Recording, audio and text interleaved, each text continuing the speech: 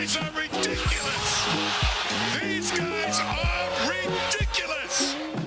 Now, how about them damn Celtics? And we are back with another episode of How About Them Celtics. Sam and I are here recording on Monday, April 1st. We are recording this ahead of the Celtics-Hornets game, which you guys will hear about later on in the episode. And by later on, I mean in like 30 seconds. But before we get into that, a reminder, as always, if you're watching on YouTube, make sure to leave a like on the video. It really helps. And subscribe to the How About Them Celtics YouTube channel. It is free. If you're watching, or I should say listening, on podcast platforms, leave a 5-star review and follow the show there. We would appreciate it very much. And if you're on Apple, make sure to leave a review. Say hi to us there. We'd appreciate it very much. Without further ado, let's get into our recap of the Celtics-Hornets game. All right, Sam and I are here after Celtics-Hornets. Celtics picking up their second win in a row, back on track after those rough games against the Hawks. They took down the Pelicans this past weekend, and now a 118-104 victory over the Hornets and Grant Williams, who actually had himself a good game. But Jayson Tatum and Kristaps Porzingis leading the way. Sam Hauser with 25 points as well, red hot from deep. Good overall win for the C's. Shot well from the field. Pretty average from three, although they took 53 threes, which is insane to look at in the box score.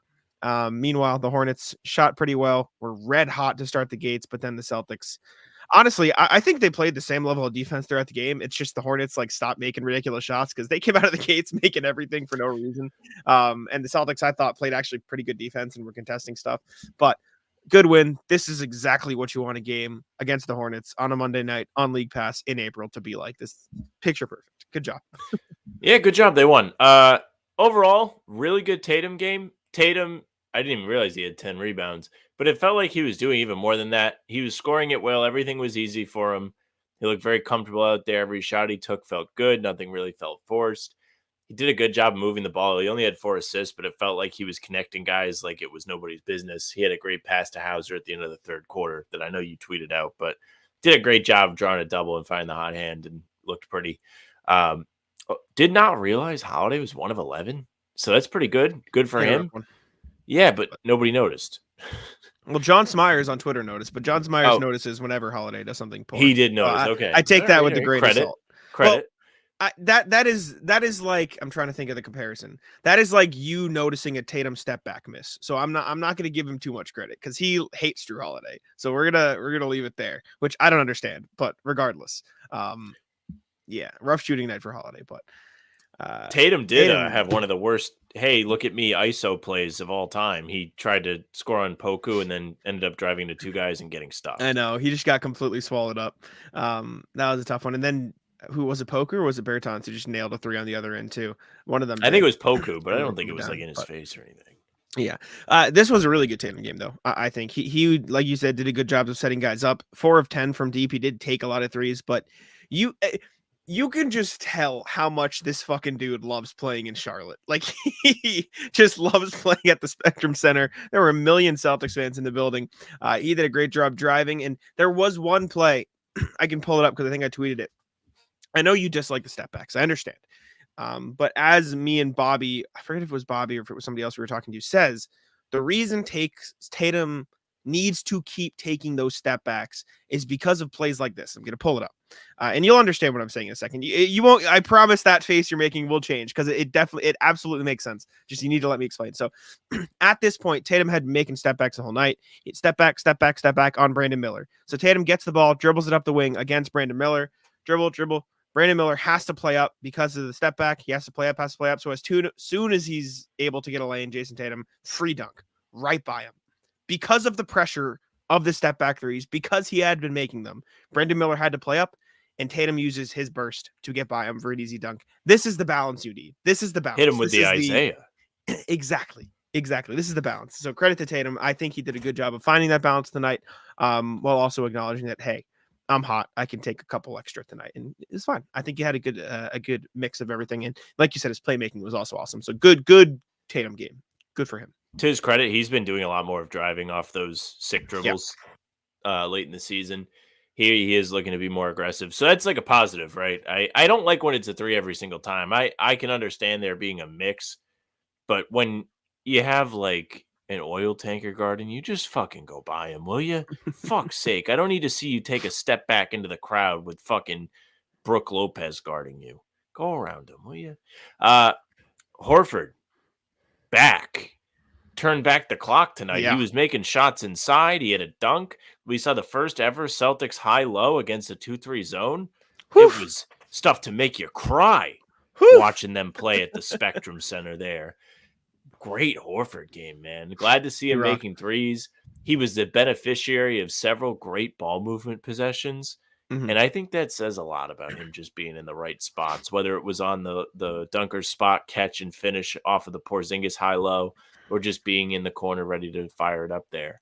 He has done a great job. So big credit to Al Horford. I liked seeing him be an offensive option a bit tonight because I feel like in the playoffs, at some point, you might need that. You might 100%. need him to go through somebody's chest.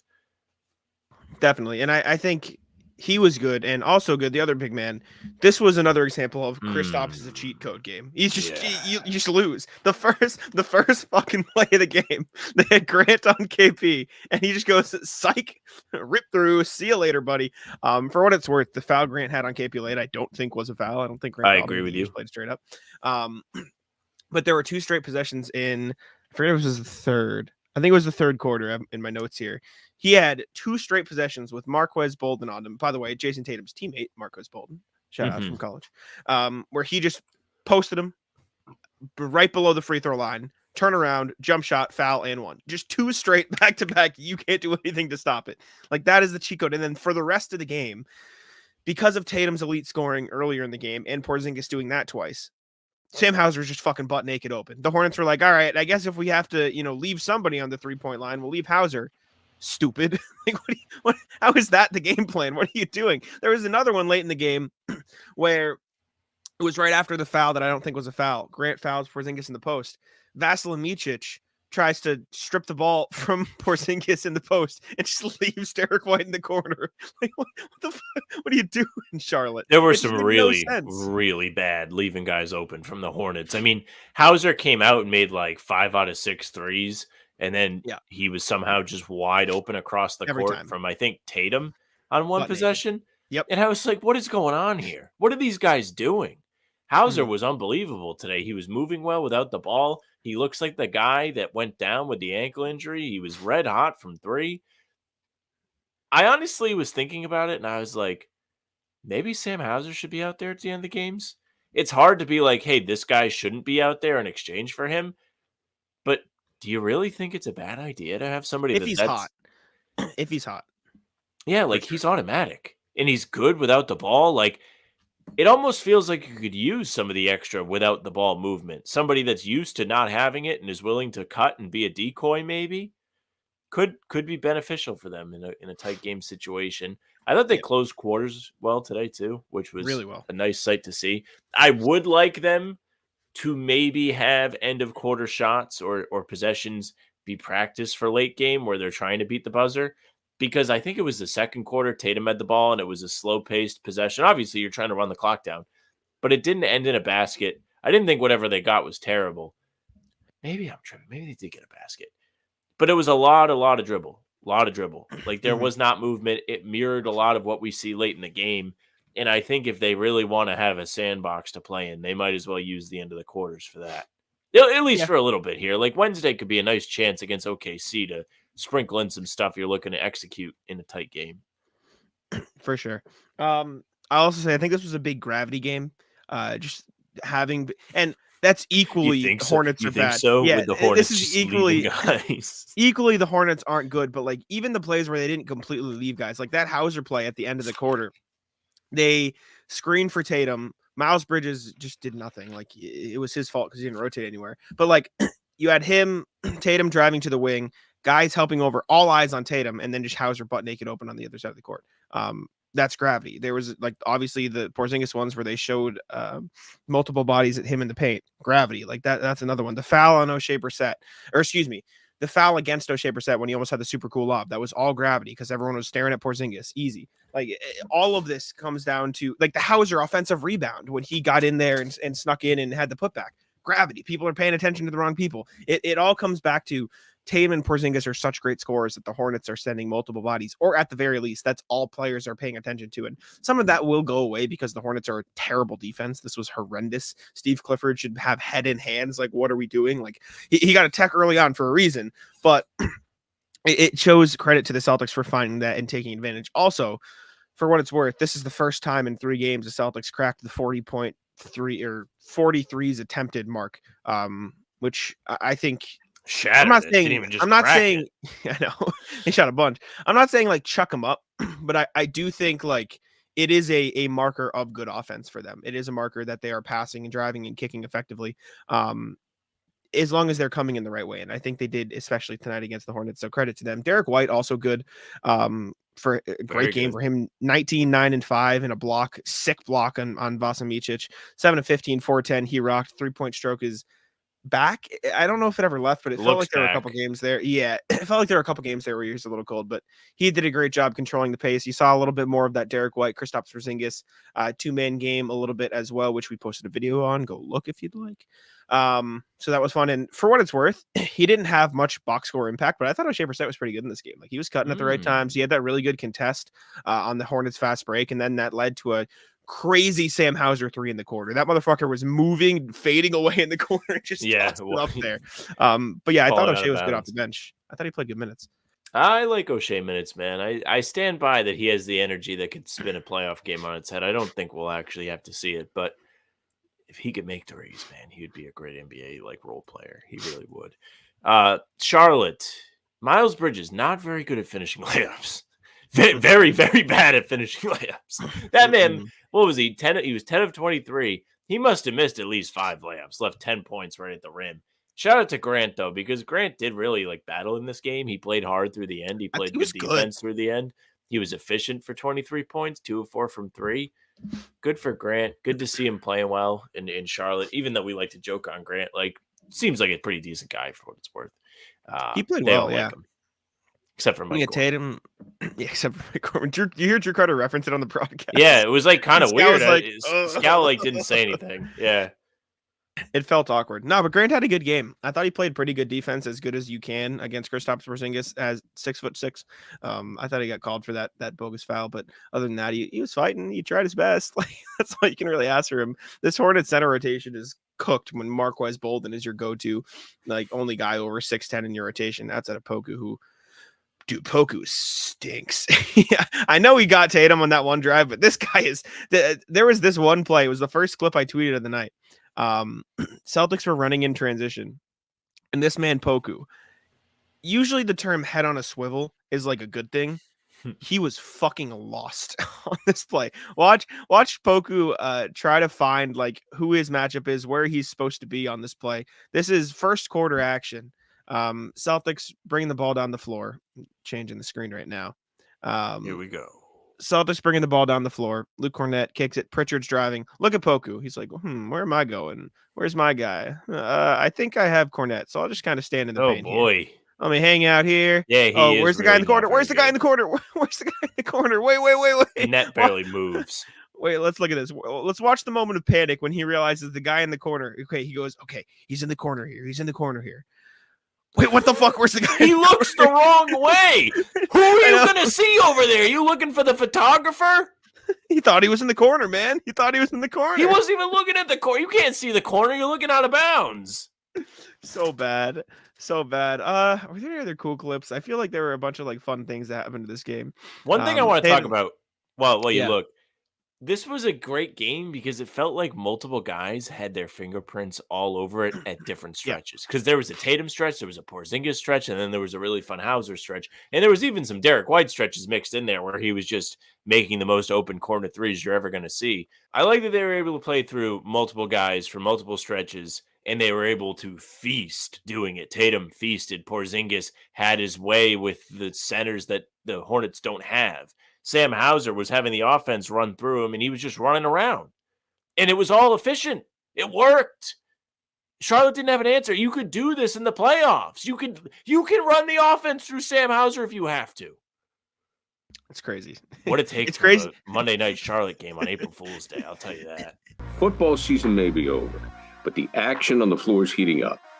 Whether it's a tournament season or the fight for a playoff home court, there's no shortage of high-stakes basketball moments this time of year. Get in on the excitement with Prize Picks, America's #1 fantasy sports app, where you can turn your hoops knowledge into serious cash. Testing my skills on Prize Picks this season is the most exciting way to play daily fantasy sports. If you have the skills, you can turn $10 into $1,000 with just a few taps. Prize Picks is really simple to play, and I can make my picks and submit my entry in less than 60 seconds. Download the app today and use code CLNS for a first deposit match up to $100. Use the code CLNS for the first deposit match up to $100. Pick more, pick less. It's that easy. Yeah, psych. It is crazy to say out loud, but I totally understand and agree with what you were saying. Like, the Celtics have so many weapons. I did find a couple clips that I want to see. This one play from KP getting the ball. I think the Celtics have run this for Tatum in the past, and I vividly remember, I forget what game it was. It might have been the Sixers game earlier in the season where Horford got a couple threes in the corner in crunch time, and Tatum found him. This similar to this play at the very least. I don't know if it's 1-to-1, but Derek White gets the ball at the top of the key, then passes it to Kristaps. It's horns. They're running horns effectively, except Tatum didn't get to the other elbow yet. But Kristaps gets the ball at the wing. Tatum sets a screen for Derek White, who drives. But since the Hornets aren't switching and they don't want to put Trey Mann on Tatum, Trey Mann is forced to go all the way around this Tatum screen, which allows Kristaps Porzingis to find him in the lane. Miles Bridges has to help over, and then L. Overton gets the most open three you've ever seen in your life, and it's cash. Like, it's free offense. If the Hornets aren't switching, then you're cooked. Like, the Hornets have to switch this. This is terrible defense by the Hornets. If you don't switch this, you lose. And spoiler alert, they fucking lost. This is terrible defense. So credit to the Celtics for seeing it, and that's always going to be open for them. I love horns. Love horns. You'd love to see it. Other thing, need audio for this, and apologies if the audio is bad because I took it on my computer. Just this play late in the game. Celtics taking a bunch of threes, missing a bunch of threes, but the fucking crowd in Charlotte was all Celtics. Just listen to this.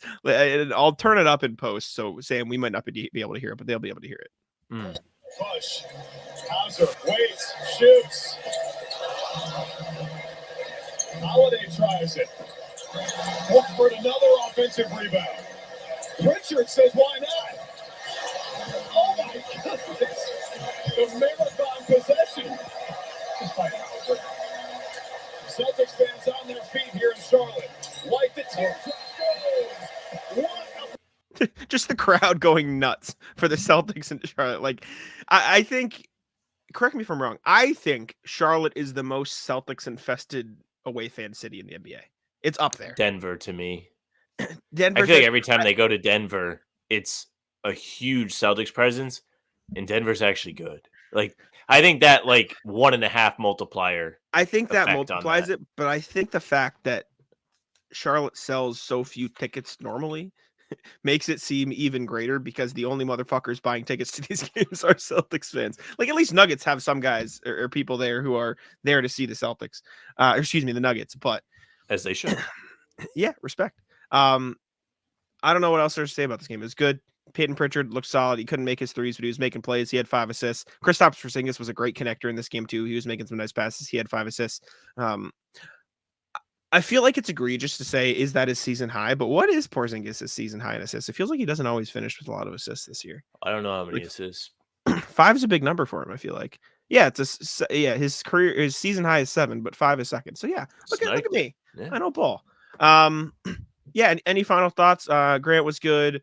I looked over to the Hornets to see if there's anything I want to talk about with the Hornets. Brandon Miller looks all right. He had that super cool fucking deke of Derek White. He's like, psych, I'm gonna tap the ball to myself. See you later. Yeah, I was thinking about that. I was like, is that something like I should start trying? It's like, it looked kind of cool. I was like, yeah, like it's kind of like logistical. Like if you're gonna tap the ball and you already know that you're gonna be moving, it is an advantage.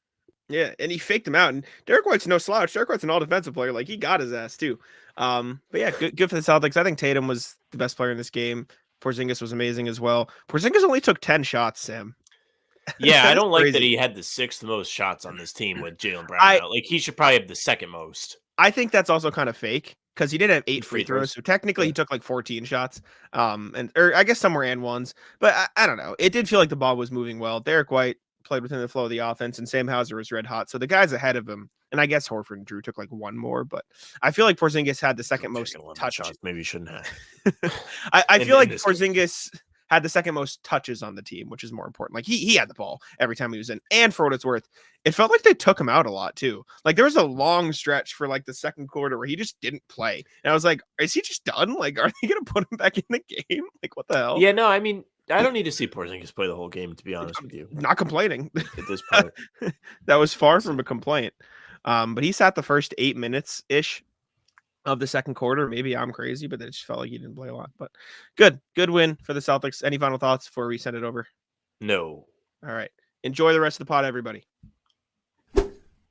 Alrighty, we are back after Celtics Hornets, and we are here to right our wrongs. Our comments got very mad at us after the Pelicans recap about us not talking about the defense that Jaylen Brown played on Zion Williamson, and you were right, our bad. We were in a playback for 2 hours, and we talked about it with Jake there, and then we just forgot to talk about it on our show. But Jaylen Brown did do a great job defending Zion Williamson. We talked about it on Talkin' C's earlier today, but good call comments. Our bad. Hand up. No problem with the comments calling us out, especially if they're trying to spread positivity, which is good on them. We usually don't get that. We usually get Luke Cornett is terrible. Why do you guys talk about him? Player B sucks too. Why do people care about him? But no, usually Jaylen is at the crosshairs of some of the criticism quite a bit. So shout out to you guys for praising him because he did play well. It was one of the big stories from the second half on Sunday. Jaylen did a great job defending Zion. We have on the sheet 1 of 6 against Jaylen. Anytime they are technically matched up, Jaylen got the better of him. And like you mentioned, we talked about it on Talking C's today, and I don't know if you're pulling up the clips, but if you pull them up, we'll see how great he does at bringing Zion to the help, which is part of playing defense in the NBA. It's not like he is a help merchant. He was making intelligent decisions when guarding the basketball, driving him to his right as a lefty, swaying him towards the help defense. Horford, Tillman, Porzingis all did a number on the big fella there. Yeah, no, Jaylen did a good job fronting him. He talked about the challenge. He said different strategy than usual, but whatever the team needs. I feel like that's something my team relies on me to do now. So I'll take it with honor and responsibility. This was my matchup, and I wanted to make sure we made it tough on him, and I think we did. He said, quote, "You got to be strong enough to take the initial bump, but you also got to be quick enough to stay in front of him, which makes him a tough matchup. You don't see a lot of guys like Zion in the world." For what it's worth, matchup data on NBA.com said Zion shot 1 of 6 against Jaylen Brown, although NBA matchup data also lies. This is not to diminish Jaylen Brown's success, but it truly was a team effort guarding Zion Williamson throughout the game. I have the clips here. You look at the, quote, 6 shots that Zion took against Jaylen, and a picture forms really quickly that the Celtics just defended him as a team, right? Like Jaylen's job was to be the initial defender on him. This was the one make he had on the night, and it was a very tough finish against Jaylen Brown and a team of Porzingis as well. But past that, it is all Jaylen Brown being the initial defender on Zion Williamson, making it tough for him at the start, and then feeding him into a flurry of other Celtics help defenders, including Kristaps Porzingis, who blocks him there, and then once again blocks him a second time with Derek White playing help defense in the paint. And as Sam mentioned, Al Horford and Xavier Tillman doing a great job on him as well. You're going to see the same clip twice here if you're watching on YouTube, but Jaylen deserves all the credit. Our bad comments, we did forget to talk about it. I wrote about it for what it's worth. I did write about it for Celtics blog, discussing how good of a job he did, his comments on the matter, and his focus on defense, which has been a priority for him this season. But again, as you see from the clips, it was truly a team effort. Zion Williamson is a tough cover. Jaylen Brown drives him into a team of Tillman and Horford there. And so credit to the Celtics as a team for slowing him down after a red hot first quarter in which he shot 5 of 6. So good for Jaylen. Yeah, they let him get to his left every single time in the first. Just go in reverse every single time. Easy layup for Zion. Good to see them adjust. Mm-hmm. W. That's literally the only Celtics thing there was to talk about because it's March and there's nothing. So we're going to go right to the email here. Let's go do the email, see what y'all have to say. Reminder to comment what's popping on the podcast for a chance to win a $10 Incognito gift card. We do have 2 entries today, so we will be spinning the wheel. We have Mr. Sean Seiler. That wheel. You can't pause when you say spin the wheel too, because then I really get lost. Oh, no, come on. It's for dramatic effect. Sean Seiler, it's dead air. Sean Seiler and Zach Nugent are getting the spin on the wheel today. Sean, he defended us seriously in the comments. Sean, we appreciate you, but you should be nice to people as well. You can do both at the same time. Zach, the incognito Zach, email us at hbtcpod@gmail.com with your name and phone number. We'll get you hooked up with a $10 Incognito gift card. Again, comment what's poppin' on the podcast on YouTube or in the email for a chance to win a $10 Incognito gift card. Thank y'all for entering. Zach, send us an email. All right, let's go to that email now. We have 3 from RJ. RJ, the email GOAT. Let's see. What's poppin'? Nap time instead of NOLA. Evening, gents. Sorry I missed most of your playback session. I was grabbed a nap thinking it was a 5 p.m. start here in San Francisco watching the replay. I liked how the C's regrouped early, but after the early burst from the Pelicans, nothing new or different, just stepping up their defense a notch. I'm feeling much calmer tonight than after the Hawks game. Maybe it was the nap. While we aren't seeing a lot of innovative plays in the final 10 games, tonight looked like a preview of Coach Mazzulla's playoff rotation. 9 deep with the starting 6 pulling between 30 to 35 minutes apiece. Pritchard and Hauser were their usual selves off the bench, and Tillman was the center du jour based on matchup. I'm confident Luke will get minutes when he pairs up better.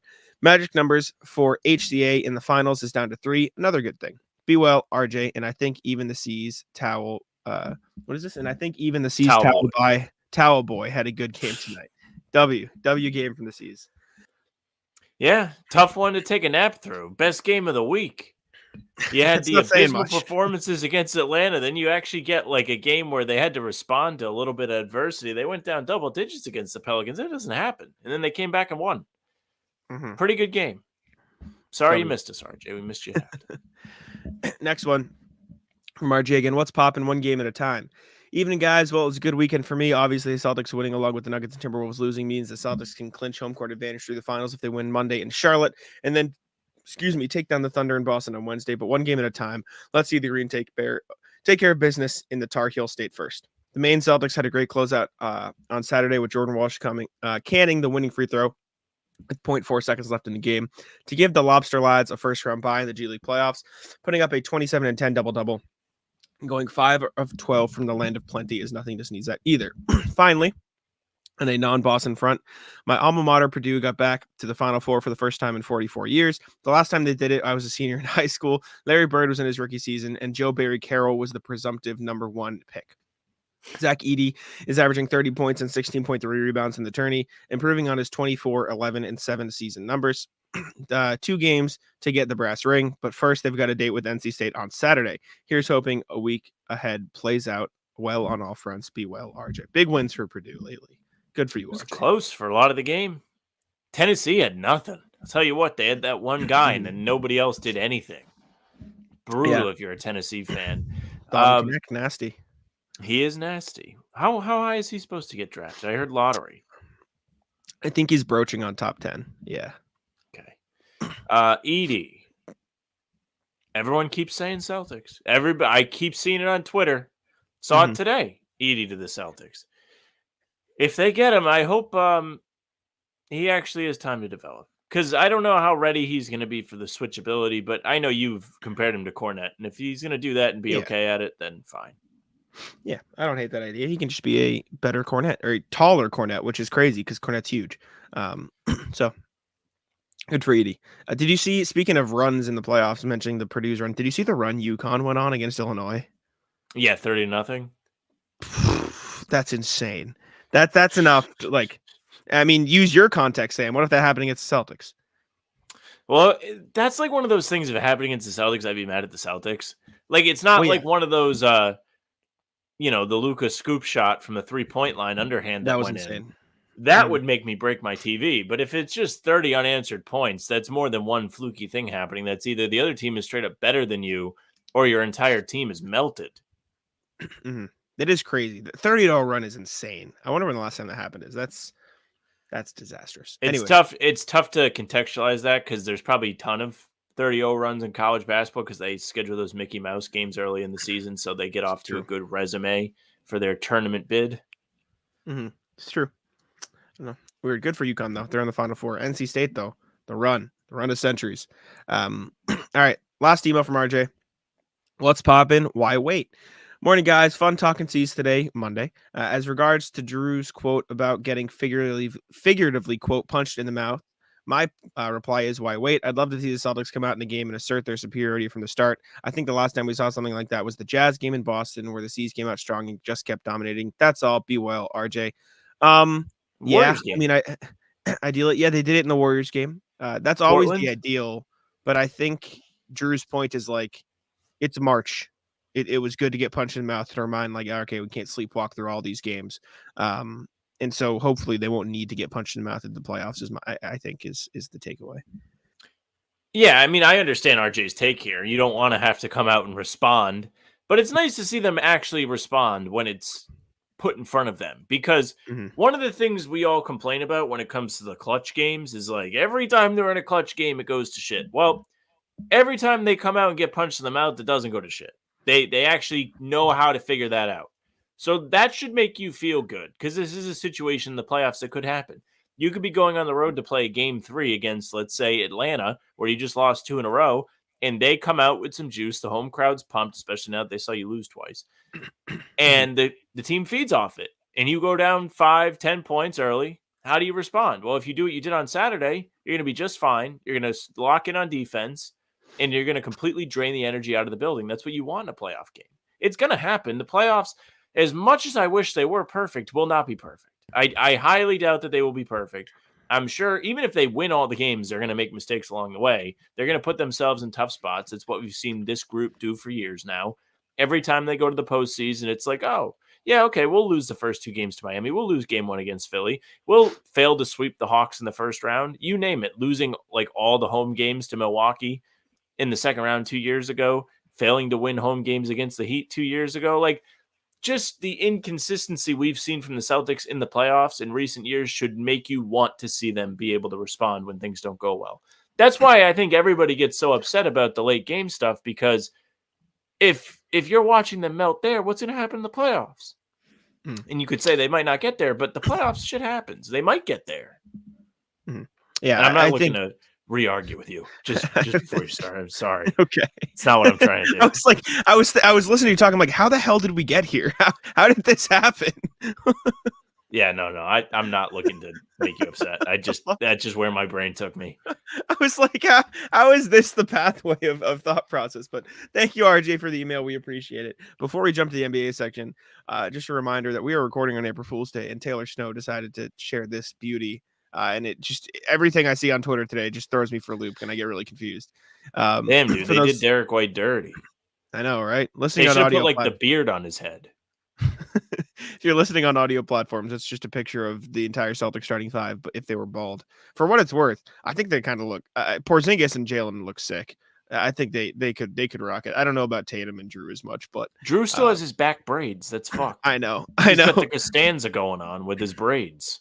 Jaylen does too. It's just less noticeable. You can see a little behind his ear. Anyways, jumping over to the NBA section now, we can take a look at the standings, see who's doing what, see who's playing well, see who's playing like shit. Let me pull it up on the screen for y'all. Spoiler alert, as per usual, Celtics still 11-game lead in the Eastern Conference. They're cooking. They haven't let up a bit. The Bucks just picked up a win. They're 6-4 in their last 10. The Cavs 4-6 in the last 10. And the rest of the Eastern Conference top 6 is playing pretty well. Knicks 7-3, Magic 6-4, Pacers 6-4. That race is tight. Knicks only a game ahead of the Magic. Pacers only a game and a half behind the Magic. The Heat have fallen into, or are still in the play-in tournament, but are only half a game out of the Pacers. Pacers who could fall into that play-in. Meanwhile, the Sixers, who have a guy coming back who we'll talk about very soon, sitting in the play-in as well. 2 games out of the 6th seed. This race for 5 through 8 is a lot closer than I thought it would be heading into the final couple of days. I really thought the Heat and the Sixers would stay down there. And as per usual, Bulls, Hawks, 9-10. The rest of these doesn't matter. You know, well, Toronto's now lost 13 straight. But you know what's funny is kind of rooting for the Pacers to fall back. Yeah. Just like if you want to think of, like, I just don't want to stress earlier in the playoffs. And I know all season I've been like, I don't love the idea of playing the Pacers. They did beat the Celtics a couple times in the regular season. But, like, if Miami leapfrogs them, that means you don't have to play Miami no matter what in the first round. Actually, you wouldn't have to play them again until the conference finals. Then you would have Philly versus Indiana, 7-8. Mm-hmm. It's tough to imagine Philly losing to them with a healthy Embiid, like in a game that they're like trying to win. Mm-hmm. Then you get the pick of Indiana, Chicago, Atlanta. That's really what your top seed in the Eastern Conference should earn you. Instead, you're over here sweating. Am I going to have to fucking deal with Embiid? Am I going to have to play Jimmy Butler again? What the hell's the point of playing well all season to get the 1 seed when you got to deal with this? I guess. Would you rather play Cleveland, New York, or Orlando in the first round than Miami or Philly? Maybe Cleveland the way they're playing right now. I'll tell you that. Ass. I know. I think Donovan Mitchell. I think all 3 of those teams are significantly better than the others, though. Even though the Heat obviously have the trauma that comes with it in Boston, but you always say Philly doesn't matter. You think what? You don't think like a healthy Embiid makes Philly better than some of those other teams? I'm not saying they're beat the Celtics good, but I mean they're probably better than Orlando. We're going to talk about this, but I also just don't think you're going to get a fully healthy Embiid. I just don't believe that at all. I can't wait till he comes back just so we know. Whether like you're right or like he is looking good, I just would like to know.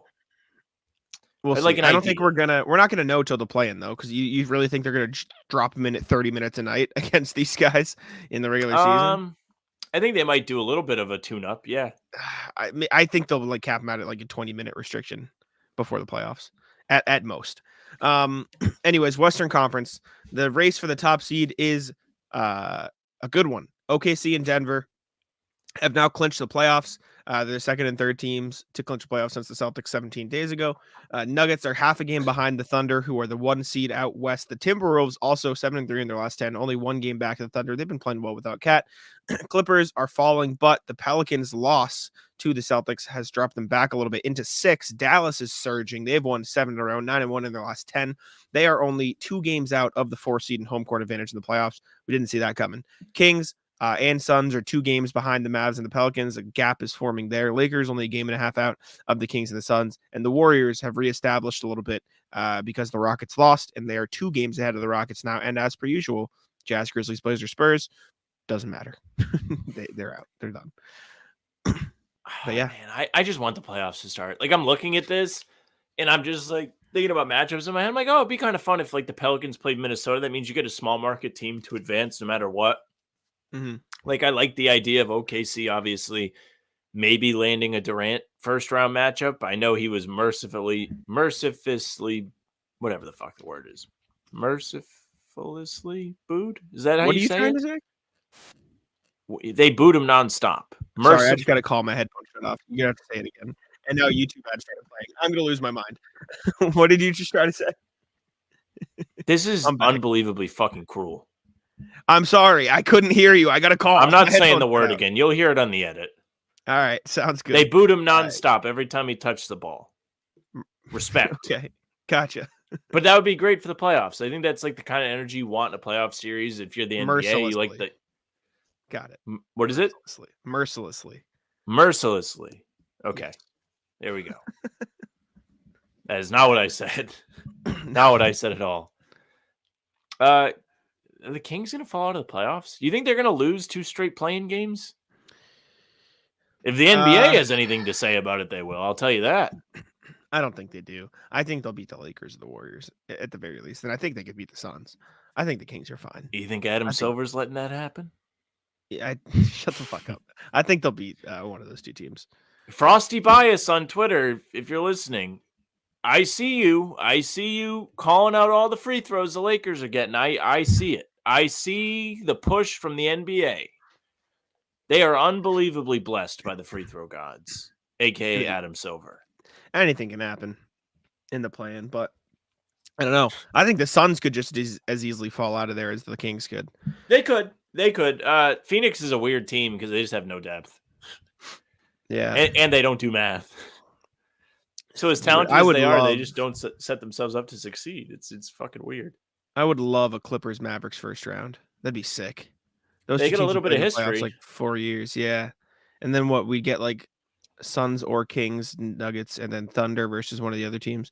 Western Conference is a behemoth, man. This is crazy. Imagine the Rockets make it all the way out and play the Thunder. Rockets Thunder first round. Well, they finally lost. They lost to Dallas I and know. got killed. So they're making it a little bit more difficult. They only have 8 games left, and they got to Yeah. make 2 games up on the Warriors. They do play the Warriors. They do play them. It's tough though. It's tough. Who do they play in the rest of their games? Let me take a look. I don't know their Rockets. entire schedule, but that game against Golden State should be on national TV if it's not. They've got, oh God, Minnesota, Golden State, Miami, Dallas, Orlando. Yeah, okay, never mind. Sorry, Rockets. Good fucking luck. Rockets and might then had the clock straight midnight. Utah, Portland, Clippers. And what about the Warriors? Who do they got? Warriors to end their season have Dallas, Houston, Dallas, Utah, Lakers, Portland, New Orleans, Utah. So I guess it's not walk in the park either, but we'll see what happens. Western Conference is fun at the very least. Anyways, first piece of NBA news. We mentioned it. Joel Embiid is supposed to return very soon as this Thursday, as you guys are listening to this. Adrian Wojnarowski of ESPN reporting it, stating that he should be back. Said the return of Philadelphia 76ers star Joel Embiid is imminent and could come as soon as, Tuesday against the Thunder. I don't buy it. I think this is a terrible idea. I said this on Talking Seas.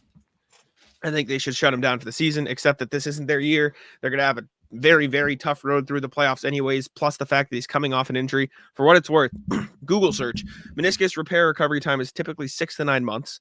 And then I saw that recovery and rehabilitation at the very least takes a few weeks. And it's been like 2 months, like 2 months since he's had the surgery. He did have surgery, by the way. I did look that up. He did have surgery.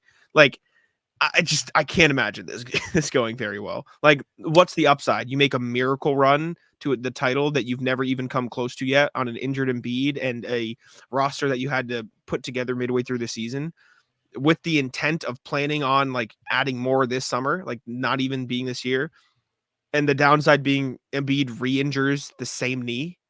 Like it doesn't, like, checks and balances, the ups and downs, like that doesn't feel like a good choice they're making here.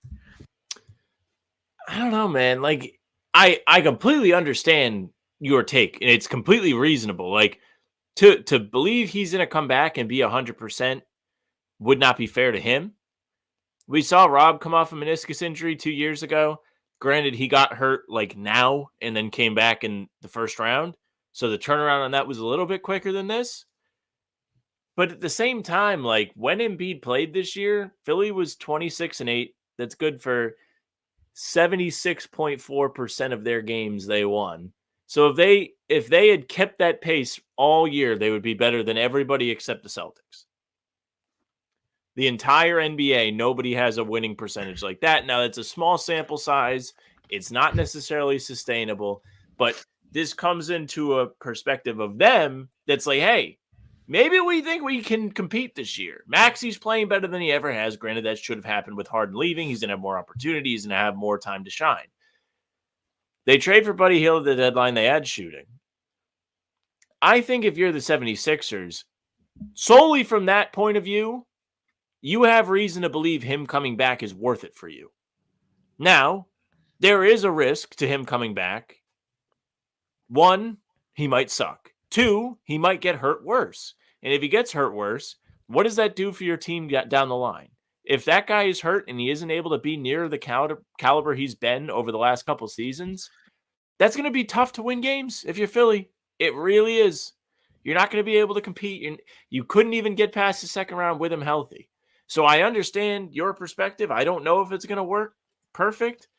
But if you're Philly, you feel like this is as good of a team you've probably had, except for that 2019 team. You might as well try. Yeah.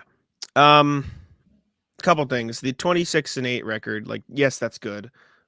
Of those, what is that? 34 games, 10 were against teams above 500. They beat the Celtics.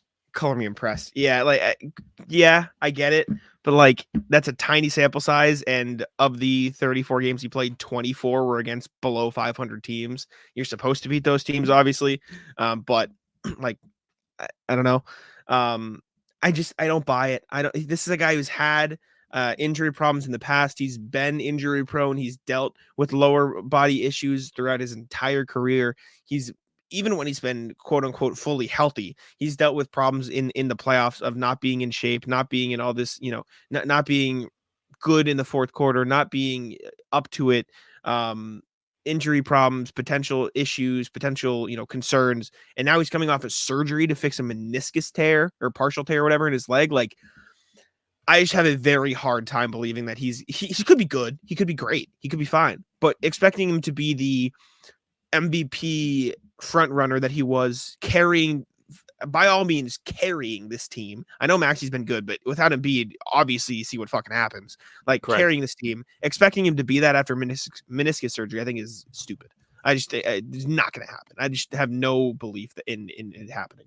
And again, it's not like this is like Steph Curry and you've seen him do it before. Embiid hasn't made it past the second round. You're going to risk it? Like, really? I don't buy it. I don't buy it at all. I don't know. I can't get there, but we can move on. Next thing we've got. It. Why? I would just get ready for next year. Why risk it? Well, I just told you why. They probably feel like they have a good chance. Like, they played well when he was healthy. I guess. I don't think the risk outweighs the reward, in my opinion, I guess. And we can just differ there. That's fine. It's tough. It's tough because if he gets re-injured, like, this is going to be one of the worst decisions you've ever made. Like, that's horrendous. I mean, we laid it out. Like, I get, like, what you're saying. I don't think it's outrageous, but I think there is a possibility he comes back and he's okay. At least serviceable. My big thing is if the difference between no Embiid is they wouldn't even be in the play-in. Like, the Sixers team without Embiid is nothing. Versus MVP Embiid is, they have a really good chance. They've been really good. Even if you're in between that with like a half healthy Embiid, like a quote unquote serviceable Embiid, like what's that peak look like? A 6 seed, right? Like that's my whole thing. At that point, I would just rather get him fully healthy, ready for next season. And maybe they think he is fully healthy. I have a hard time believing that with his history and meniscus surgery. Like that it's hard for me to get around. You're justified in your skepticism, but they also do know more than we do right now, at least. Sure. Definitely. I don't know. I'm at least excited to see what happens with this in the next week. It is interesting. I just don't know. I don't know. I feel like they have to have some sort of confidence if they're going to bring him back. I hope they do. Actually, well, maybe not from the Celtics perspective, but for his health and safety, I hope they know what they're doing. And I don't doubt it. But anyways, next thing we got Paul George and the Clippers are supposedly not close on the extension. So all this stuff of, could Paul George go somewhere else this summer might have some backing to it. This is from Brian Windhorst of the Hoop Collective. Now, they can't sign Harden to extension during the season. That's not permitted by his style of contract, so that's not a surprise. Nothing happened there. But it's now been 3 months, give or take, and there's been no agreement on Paul George. And the word in the NBA is that they're apart. It's not like, let's have a big problem. They're apart. I think the league believes Paul George wants to remain a Clipper. And there would be concern in the league about recruiting Paul George, especially if you have to give away players to open up space. My informed speculation is that eventually Paul will agree to a deal with the Clippers. It may not be the full max, but it may be for more than what the Clippers have been offering. So it does sound like there is like some, I don't want to call it skepticism, but like they're not close on a deal right now, Paul George and the Clippers. This is kind of weird just from like both sides, because you think Paul George would want to secure money as he ages. Plain and simple. You want to make sure you're financially secure. And that's what he's trying to do. Mm-hmm. Right? Yeah. But if you're the Clippers, you're trying to continue to build on a brand. This Clippers team, by the way, that has been pretty good when everybody's healthy. Westbrook is included in that for what it's worth. When he's healthy, they are a little better. But they're also building a new arena. They want to have a good team in there when the arena is finished so people will come and actually go to Clippers games and join the wall. You're going to have to pay to put players out there. You're still the Clippers. I know you're in a big market in LA, but you're the little brother. You're not the Lakers. If you're the Clippers, you need to pay these guys. You have to. And if you're the Clippers, I'm not convinced you're getting anybody better than Paul George. So what are you cutting corners for? You're in a very similar situation to the Celtics where it's just like, you can't spend that money somewhere else. You might as well just pay him. Yeah, I don't get it. Like, this makes all the sense from a Paul George perspective because there probably are teams out there, cough, cough, Philadelphia, who could give you like close to, if not a complete max. And if you're the Clippers, like, why risk losing Paul George for nothing? Just sign him. Like, I get that you want to like save money, and I get that you want to like realistically, if there was ever a time for Steve Ballmer to, I don't want to say cheap out, but like it's probably the right after he built just $1 billion arena. Like he's probably like, all right, let me calm down. I don't think that's what's happening, but it definitely is odd to see them be like, I don't know. And like Kawhi Leonard did just sign for less than the max. I assume James Harden's going to sign for less than the max. And the CBA coming in is a bitch. It's gonna fuck them. So maybe that's weighing on their minds, but this is definitely an odd situation to hear about. It would be one thing if they were like, well, this all started when they traded for James Harden this year.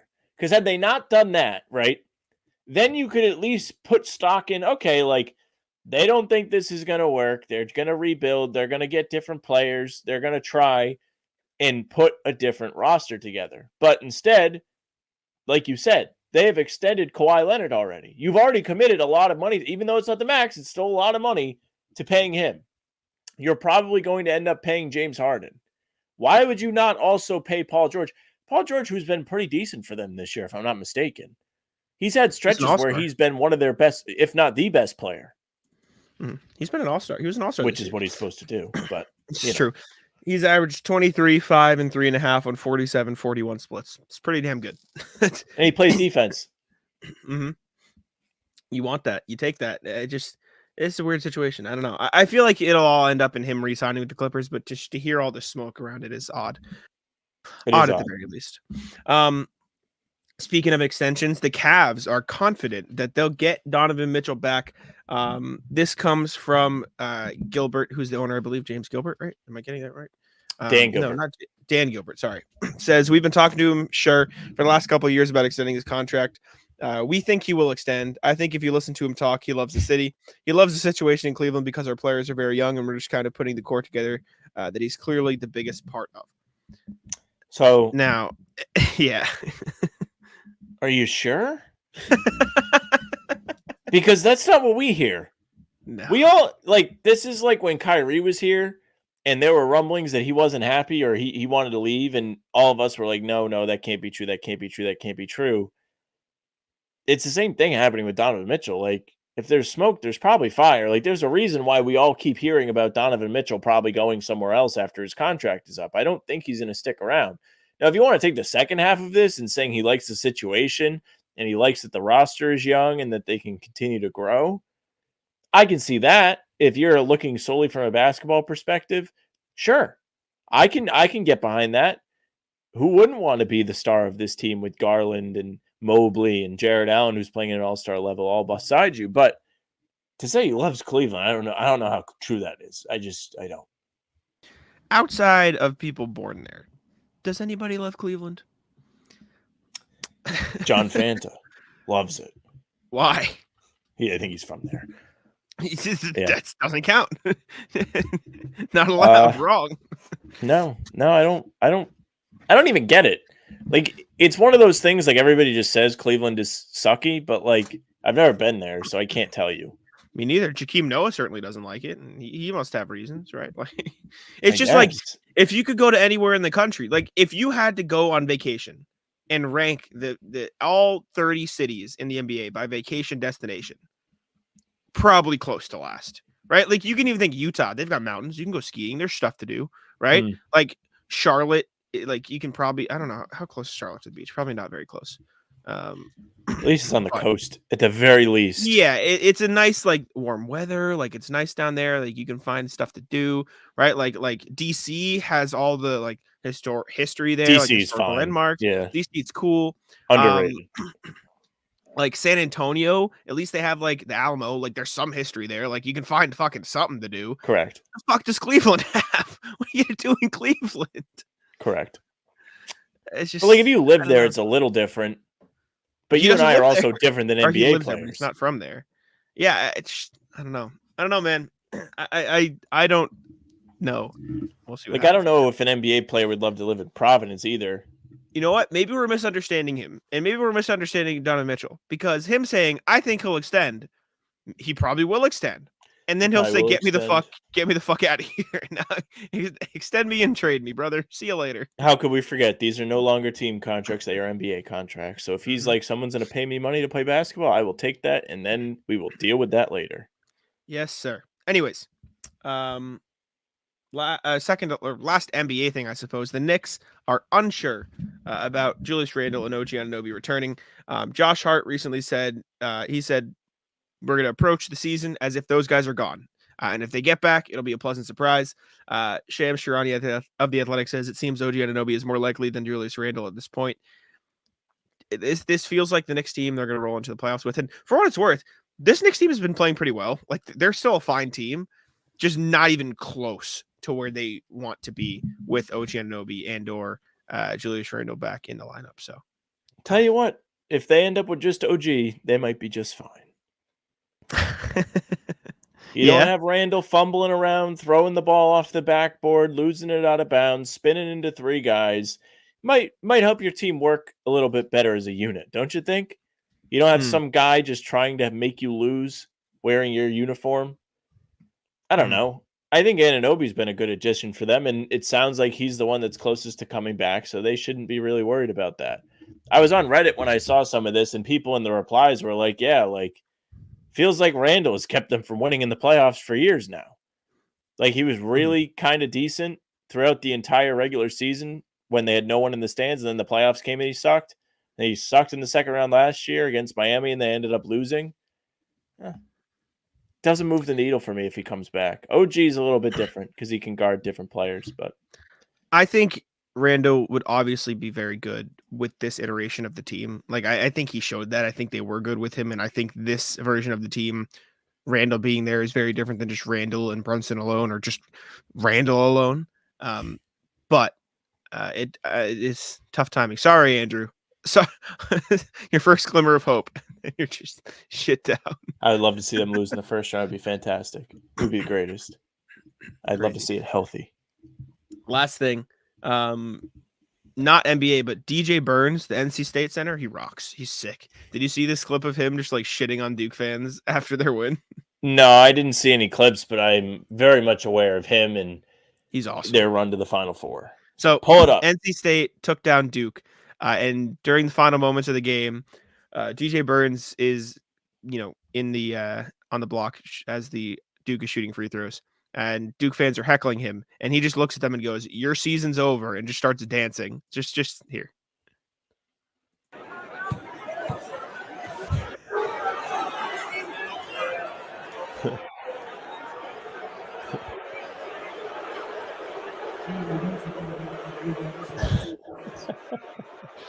The funny thing about him is, if you ever listen to him talk, he's very well spoken. Like he's very wholesome.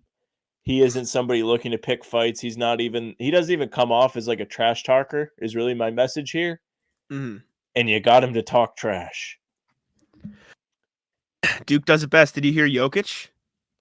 I saw that Jokic was intrigued by this gentleman. Yes. So Jokic was asked about him because DJ Burns is like a skilled big guy, and someone asked him about it, and he had this to say. It might not be the best audio quality, but here. He's amazing. He's amazing. No, it's just not they're not supposed to make it, right? I think he's so skilled. Especially lefty, I like him lefty. And something like little teammates like to play behind him. Gotta do a good job. He's amazing. He's amazing. He loves him. I don't think he could play in the NBA for what it's worth. Probably not, but we've seen other guys get a chance, like Kenny Lofton obviously hasn't worked out, but it's true. I haven't watched enough DJ Burns. But DJ Burns was told about this, and this was his reaction to, like, Jokic was like watching NC State. He's probably psyched, dude. And so this is what he had to say when he heard about it. Do you draw anything from him? Really? Yeah, for sure. He dunks a lot more than me, but I feel like, he also shoots threes way better than me. So, I feel like as far as, post moves and everything, we have a similar game in a sense. I wouldn't say all of our game, but I'd say specifically as far from a post aspect. He's like, really? He's talking about me. His face lights up. Very cool. As DJ anyone's Bird just would. rocks. He's just awesome, man. DJ Bird's is sick. He's an easy guy to root for. Like I mean, even listening to him speak in that clip, like you can hear like he has like the kid in him that's just excited about being there and loves the game and stuff. Mhm. So easy to get behind him. Funny that he talks shit to the Duke fans, just because again that doesn't really seem like his MO. Mhm.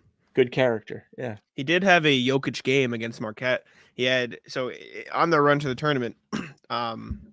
He had 16 on 11 shots against Texas Tech, 24 and 11 on 12 shots against Oakland, and then in the most recent game, 19 shots, 29 points. But against Marquette, he only took 4 shots, but had 7 assists. So he was like, "Yeah, fuck it. Let me just be a passer. Let me set the guys up."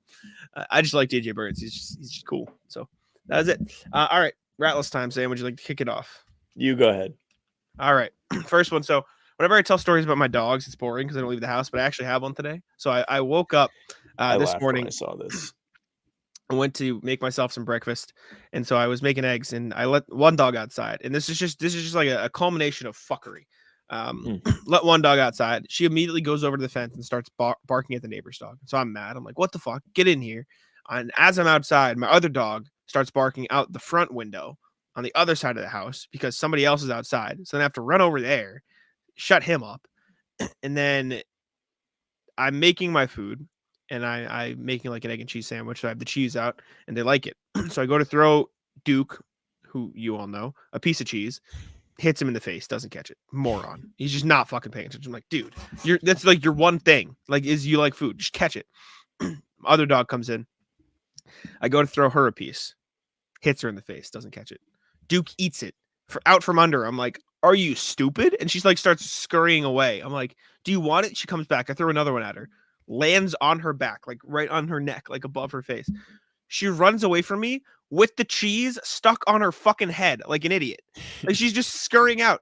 Best part, it was like a small piece of cheese. It wasn't like a full piece. It was like a quarter of it. I don't know where it went. I can't find the cheese. It's just gone. She came into my room, so there's definitely just like fucking cheese laying around somewhere, but it's gone. She just ran away with it on her fucking head, and I have no idea where it went. And so there's just cheese somewhere in my house now because she's an asshole. It's just like, I wonder how long it'll take you guys to find the cheese. It's a very small piece of cheese, but it just, what the fuck? What are we doing? I'm gonna say, man, I don't really have anything. Ratless, my creativity. I mean, I can't come up with anything. I got nothing for you. I'm so mad at myself that I have no creative juices in me, like whatsoever. I go through stretches of like trying to write for Celtics blog, and I just like keep myself from writing. And I'm like, no, I don't have a good idea. It's okay. I won't do it. I could not be more disappointed in myself. I will continue to sit here and stew and think about what I would like to discuss, but I currently have nothing. So ratless creativity. All right. I only really have 2 today, so I'll go again. If you don't have anything by the end of this, then we're just gonna have a really short rat list. But I was driving home from dropping my sister off at the train, and I got moseying along, driving down the road. I got to this half intersection. I'm gonna try to pull it up on Google to like explain. All right, I'll move the rat. My my context here. Good for but something here. Jeez. I was driving along. I get to this intersection, drive past it, and this car comes along the other way. So it's like a windy road, and there's I really can't find it. I'm really getting like annoyed that I can't find it, but I'm gonna have to like drive down from my street to like figure out where I was because there's just no landmark because it's just like a back road. Like there's no actual landmark to like distinguish where this thing is. Here we go. It's right here. So I'll share screen. Audio listeners, just listen to my description. So I was driving along this road. Let me put a little dude down. I was coming back the other way. So there's this like little bridge. It's actually a nice road. It's like a little bridge pathway thing across a pond. It's nice. Look at that. You got the little water on the side. Right? It's a big lake. It's pretty. But I was driving this way. Drive right now. I was driving this way. So I'm coming from this side. And I'm coming this way, right? Now, you're looking this way, right? As you can see on the YouTube, I am going straight through here. I do not have a stop sign. Correct, Sam? Yep. Vouch? No stop sign. Technically, this street also doesn't have a stop sign. However, they need to stop because I clearly have the right of way, correct? Yes? Yes. So I see chugging along this way. See the car. Top of the car, student driver. Never something you want to see. Now, Never. student driver comes down here, and I can only imagine in their brain, they're like, oh, I don't have a stop sign. I'm good. And so I'm about here on the screen. You can see I'm like in the middle of the other, like I'm just passing the road, and the car's about like 5 feet from me. I'm like, oh, so we're just not stopping. And it got to the point where I was self-conscious. I'm like, did I have a stop sign? Like, did I miss something here? What are we doing? And then the car wasn't behind me long. And like, as you can see rolling up here, like the stop sign to get to the next street is like maybe 500 feet in front. Like it's right up here. By the time I got to the stop sign, I couldn't even see the car behind me. So the instructor definitely made them pull over, like think about what they had done. Cause like they were not even close to me. So I had like a moment of panic because I thought I was in the ring. Like, it was so outlandish that I thought I fucked up. I'm like, did I hit the stop sign? Like, what? Are we just like, that is pretty bad. But like, they completely just did not, like they acted like they had the right of way. And I was like, I don't think you're correct here, brother. I don't know what's going on. This is not great. I actually had somebody almost run me off the road yesterday. So I was merging on the highway. And you know how it goes when you merge on. There's the little disappearing lane. And I'm like almost to the end of it. I don't really have anywhere to go. And this person is doing the old, I'm not going slow enough for you to get in front, but I'm not going fast enough for you to filter in behind me. So I just ended up having a beep, and he almost got into an accident. He swerved. But I mean, you got to have some awareness. You have a responsibility as a driver to know what's going on. You know, you're driving next to an entryway. You have to pay attention at least a little bit. You have to either speed up or slow down. When you're driving past the entryway, you either you gauge, right? And I had this happen to me. I think I told the story on here. You either speed up so they have enough space to go behind you, or slow down so they have enough space to go in front of you. And I was doing this once, and there was like a big enough gap in front of me for them to go, but there was an even bigger gap behind me. So I'm like, all right, let me speed up really fast. I'll let them go behind me. There's a big gap there. That's easy. They speed up in turn with me and then drive along me in the breakdown lane. There's like, they're past the point of the fucking like little disappearing lane there. And so they're just next to me. They're yelling at me. I go, what the fuck do you want? Go, like, go. And so they drive a little bit forward, and I like am just mad. So I flip them off. They stop fully in front of me. Like they get in front of me, but they saw that I flipped them off. So they stopped, and I just kept driving, and I just like waved to them as I drove by. I'm like, dude, I left so much space for you behind me. That was the whole point. Are you stupid? Like, what are you doing? My exit's up here. I had to, like, I'm going. Like, hello? So the juices began to flow for me a little bit. So I'll send you this in the private chat. But this is a general rat list. This is nothing happened to me. Rat list anybody that's watching basketball games, or I guess any sport for that matter, that are just like fans of players instead of fans of teams. The player people are the absolute worst. Now, I know we have some listeners of the show that are like this, but they have valid reasoning. I'm looking at you, Pete, the GOAT. Pete has come along to the Celtics fandom because he is following his Latvian co-citizen, Kristaps, right? So I'm on Twitter today, and I see this. This is what I see. I can't believe some of the people that you got nothing going on. Look at him. The LeBron people are the absolute worst. I despise the LeBron people. No fan acts like this. This is criminal. This is an insane level of following players over teams should just not be allowed. It's almost as bad as the betting. It's god awful. It is kind of crazy. What do you like? All the Muse accounts, LeBron Muse, Tatum Muse. I hate the Muse accounts. You know, there's a Tillman Muse. Some of it's like kind of funny. If you're gonna be like a niche Muse, it's a little funny. Or if you're a team Muse, it's okay. Because I think the team Muse ones are like at least trying to like give you updates on your team. Yeah. But if you're just following a player, it's criminal. Name a player. Name a random NBA player. I'm going to see if they have a Muse. Davis Bertans. Davis Bertans Muse. I hope this is not telling for whatever we watched in Monday's game. There is a Davis Bertans muse. There sure is. Rat List, the guy I played an MLB The Show today. There it is. Oh, he's rebranding as wait. No, this is a different one. This is a different music account. Yeah, but Latvian Laser Bertans does have a muse. Anyways, sorry, go ahead. Rat List, the guy I played in MLB The Show today. So I remain undefeated in MLB The Show. I still have not lost. I'm up to 14-0. Won a pair of games this afternoon. However, the last game I played was I thought I might lose. I ended up winning 10-7. And it's funny, I was actually going to message the person after the game and be like, good game. You played well. You were hard to pitch to. He sends me a message before I even have the chance, and he calls me a low ball merchant. If you're going to call me a low ball merchant, now what he means is I'm throwing pitches below the zone in the dirt, which is kind of how I pitch.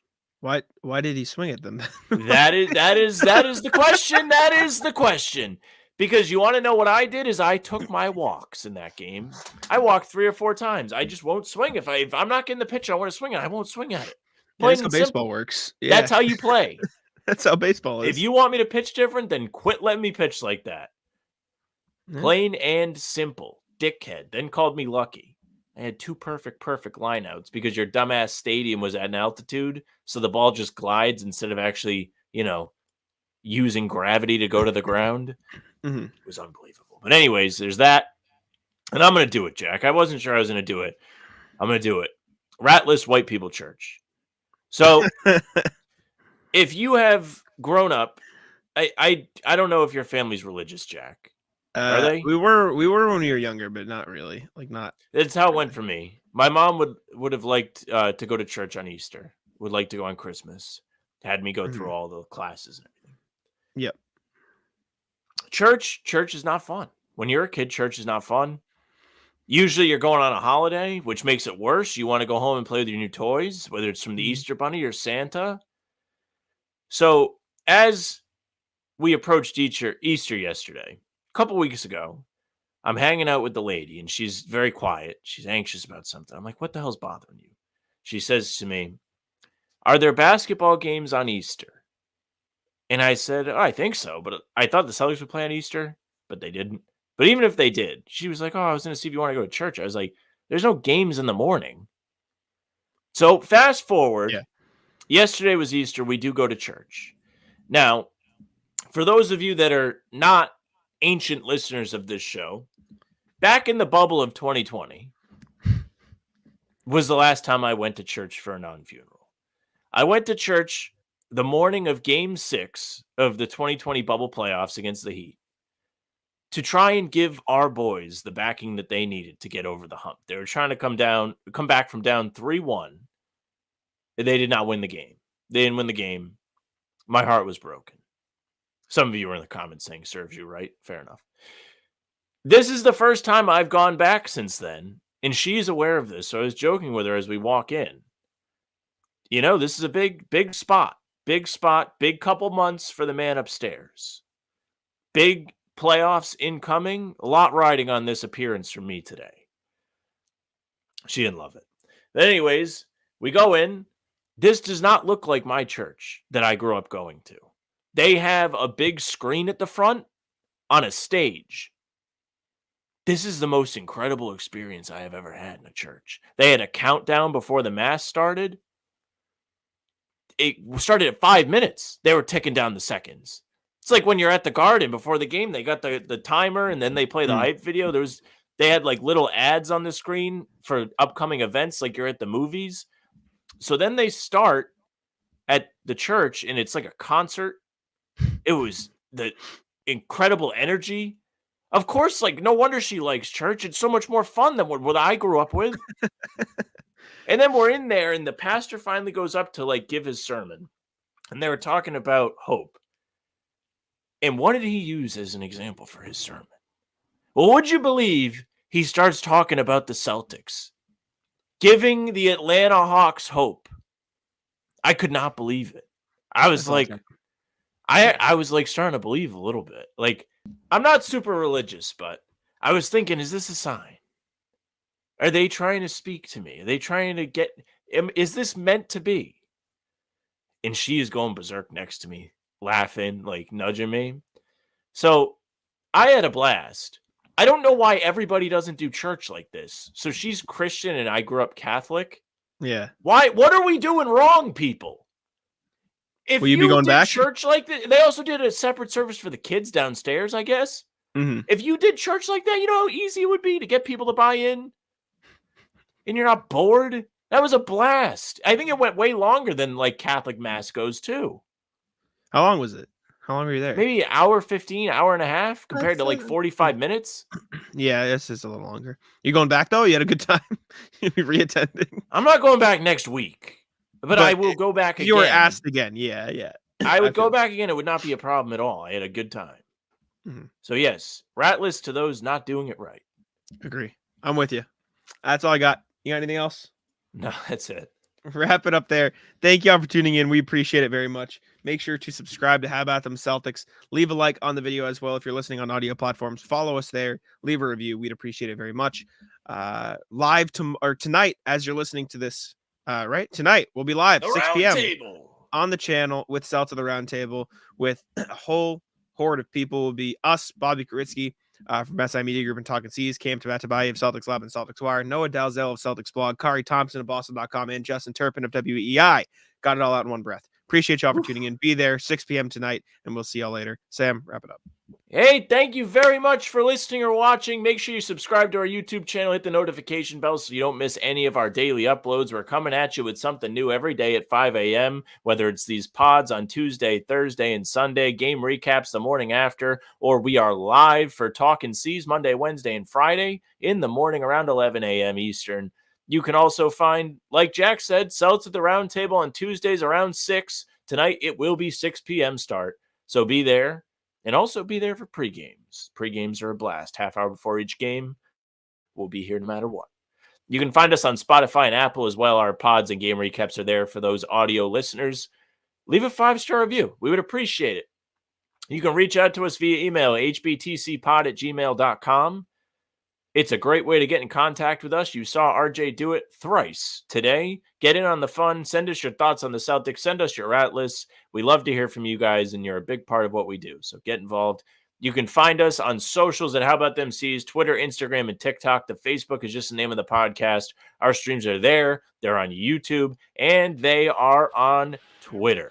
Jack's Twitter is at Jack Simone NBA. Mine is at Sam LaFrance NBA. That's it for us. Bye. Tic-tac-toe.